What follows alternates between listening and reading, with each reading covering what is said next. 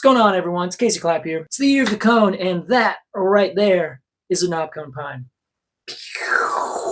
Look at that thing. There's like 1, 2, 3. There's like 7. Now, the Knobcone Pine is native to very southern Oregon in the Siskiyou Mountains, the Klamath Mountains, all the way down through the mountains of California to those big giant ones outside Los Angeles. And of course, you can always tell Knobcone Pine because look at all them knobs. Knobcone pines are another one of those species that have serotinous cones. And here's a great example. See how all those little scales are just covered with sap? Well, it takes a fire to melt that sap and actually open the cones. When a fire comes through, kills the tree. Trees kaput. But as those trees die, all of their little cone scales open up, and then all of the seeds flutter out into what is now a burned over landscape. Very unlikely another fire is going to come through for several years. Also, all of the trees and shrubs and other things that would have been taking the light now are gone. So this perfect, beautiful, mineralized soil is just ripe for new seeds to grow. So the knobcone pine takes advantage of that. When those seeds fall on that newly exposed soil, they immediately germinate and they start growing a brand new forest. This species, with its serotinous cones,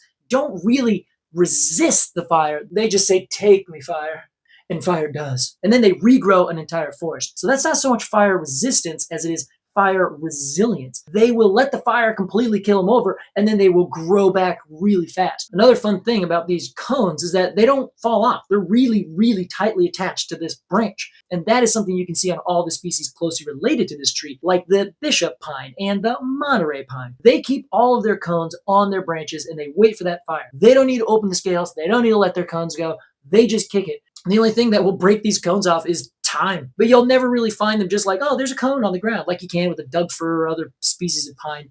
One of the more interesting trees. It is one of 111 species that I'll be finding in the next year, the titular year of the cone. So if you want to hear more about cones, you want to hear more about conifers and all the different ecologies across these here United States, well, even though it kills me every single time I say it, like and subscribe. But also, join me on Patreon. Join the Cone of the Month Club through arbitrarypod.com. And if you really want to be cool, go find me on GoFundMe. Throw some dollars my way. There you go, Knobcone Pine. Pinus attenuata.